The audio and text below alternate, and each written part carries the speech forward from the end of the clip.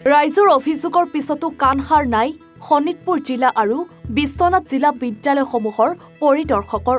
যিসময়ত ৰাজ্যৰ শিক্ষা বিভাগে ৰাজ্যৰ শিক্ষা ব্যৱস্থা আমূল পৰিৱৰ্তন কৰিবলৈ বছৰে বছৰে গণোৎসৱ, ৰাজ্যৰ উৎসৱ, FLN, ECEC শৈক্ষিক মেলা চেষ্টা অব্যাহত ৰাখিছে, সেই একে সময়ত বিশালীত পোহৰ লৈ আহিছে এখন আজব বিদ্যালয়। এইখন বিদ্যালয় বিশালী শিক্ষাখণ্ডৰ অধীনৰ বৰজাৰণী উচ্চ মাধ্যমিক বিদ্যালয়, যিটো সময়ত শিক্ষকে ছাত্ৰ-ছাত্ৰী বিচাৰি ঘৰে ঘৰে সোধপোছ কৰি হাবাথুৰি খাইছে। সেই সময়ত এইখন বিদ্যালয়লৈ পাঠগ্ৰহণ বিচাৰি নিতেও 200ৰো অধিক ছাত্ৰ-ছাত্ৰী আহে, মাথো বিদ্যালয়লৈ নাহে শিক্ষকসকল। বিদ্যালয়খনৰ শিক্ষক লক্ষী শৰ্মা, শামছুল ইছলাম, মুৰলীধৰ কৰ্মী, সৰিতা দেৱী। উল্লেখ্য যে বাইদেউহঁতৰ মনত পৰিলে মাজে সময়ে বিদ্যালয়লৈ নহাকৈ নাথাকে।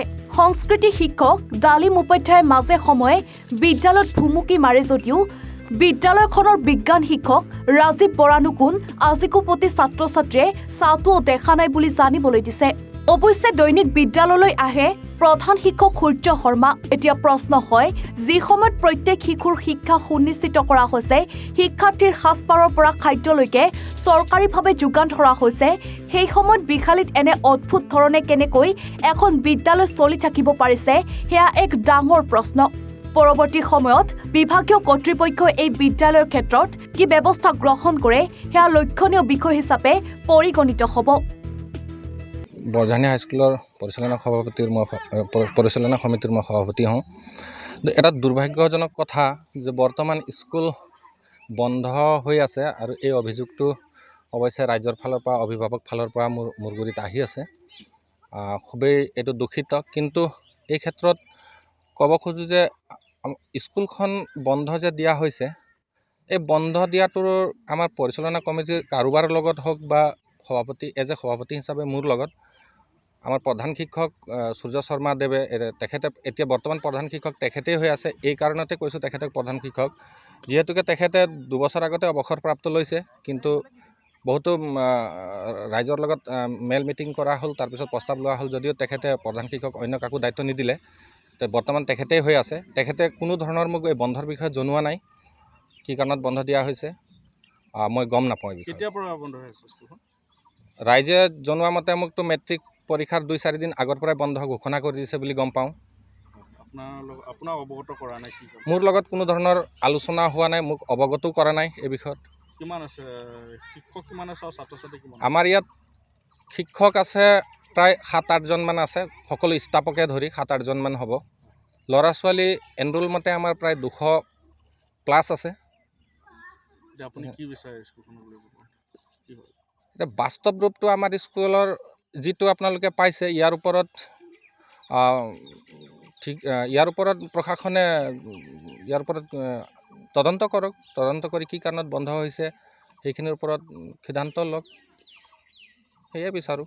ভৱিষ্যতে যাতে এনে নহয়, ভৱিষ্যতে ভাল হওক বুলি সেয়া আমি আশাবাদী। হয়, বৰজাৰণী উচ্চ মাধ্যমিক বিদ্যালয় অনিয়ম সংগঠিত হৈছে বুলি এটা অভিযোগ উত্থাপন কৰিছে আপোনালোকে, কৈছে। স্কুলখনৰ সন্দৰ্ভত কি ক'ব, কেনেকুৱা দেখিছে আপোনালোকৰ দৃষ্টিভংগীত? হয়, পোনপ্ৰথমে আপোনালোকক ধন্যবাদ দিছোঁ। আৰু আমাৰ যি নেকি জনগোষ্ঠীৰ ছাত্ৰ ছাত্ৰীৰ বাবে অতি পৰিতাপৰ বিষয়, অতি লজ্জাজনক বিষয়। কাৰণ যিটো সময়ত মানে কোনো ধৰণৰ স্কুল আজিলৈকে বন্ধ দিয়া নাই, কিন্তু আজি আমি বিহালী শাখা সমিতিৰ অন্তৰ্গত যি নেকি বৰঝানী উচ্চ মাধ্যমিক বিদ্যালয়, সেইটো বিদ্যালয়ত আহি পেলাই আমাক নিজকে এটা মানে দুখ প্ৰকাশ হৈ আছে। কাৰণ কোনো ধৰণৰ স্কুল এটা বন্ধ দিয়া নাই, কিন্তু আমাৰ এই বৰঝানী হাইস্কুলখন বন্ধ দিছে। তাৰ কাৰণে ইয়াত প্ৰধান শিক্ষকে জগৰীয়া হ'ব লাগিব আৰু সভাপতি এওঁলোকৰ লগত কি ধৰণৰ কথা পাতি পেলাই স্কুলখন বন্ধ দিছে। কাৰণ আমি গম পাইছোঁ, আমাৰ কেইবাদিনৰ আগতে আমাক জনাইছিলে ইয়াৰ স্থানীয় ৰাইজে যে যি নেকি আমাৰ স্কুলখন বন্ধ দি আছে। কাৰণ কিহৰ কাৰণে বন্ধ দি আছে সেইটো এওঁলোকেও গম নাপায়। কিন্তু আমি আজি যি নেকি আজি উপস্থিত হৈ আমি নিজ চকুৰে আমি চাইছোঁ যে হয়, বিদ্যালয়খন বন্ধ। যেতিয়াৰ পৰা নেকি পৰীক্ষা চলি আছে, মেট্ৰিকৰ পৰীক্ষা চলি আছে, তেতিয়াৰ পৰা এওঁলোকে কিন্তু স্কুলটো বন্ধ দি আছে, সম্পূৰ্ণভাৱে বন্ধ দি আছে। আৰু আমি আৰু এটা কথা গম পাইছোঁ, যি নেকি ইয়াত যে শিক্ষককেইটা আছে, এওঁলোকে আহি পেলাই 2 ঘণ্টা 1 ঘণ্টা এইটো গাফিলতি একমাত্ৰ প্ৰধান শিক্ষকৰ কাৰণে হৈছে। যদি প্ৰধান শিক্ষক যদি ঠিক থাকে তেতিয়াহ'লে স্কুলখন নিশ্চয় ঠিক থাকিব। আৰু প্ৰধান শিক্ষক আৰু এটা কথা, প্ৰধান শিক্ষক যিজন আছে এওঁ গম পাইছোঁ যে ৰিটায়াৰমেণ্ট হয়, কিন্তু কিমান চনত ৰিটায়াৰ হৈছে গম পাই নেকি? 2 বছৰ হৈছে বুলি গম পাইছোঁ ৰিটায়াৰমেণ্ট। গাঁৱৰ যি নেকি যে অভিভাৱক আছে এওঁলোকে আমাক মানে যে অৱগত কৰাইছে আৰু আমাক যি নেকি অভিযোগ দিছিলে সেইমতে আমি আজি আহিলোঁ। কিন্তু সেইমতে 2 বছৰ ৰিটায়াৰমেণ্ট হোৱাৰ পাছতো এওঁ নিজাববীয়াকৈ কেনেধৰণৰ বিদ্যালয়খন চলাই আছে আমি সেইটো কিন্তু আমি জানিব পোৱা নাই এতিয়ালৈকে। বিহালীৰ পৰা খগেন মটকৰ ৰিপৰ্ট, এনিভাৰত 24।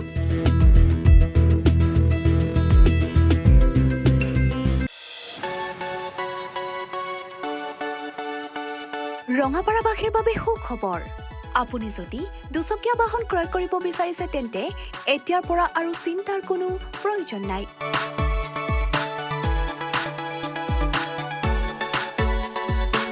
আপুনিও আহিব পাৰে DBP associate Bajaj two wheeler ডিলাৰলৈ।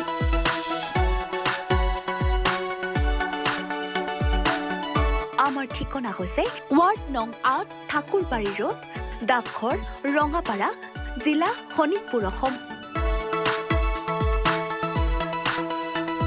আমাৰ যোগাযোগ নম্বৰ হৈছে 9435707133 আৰু 97079672885।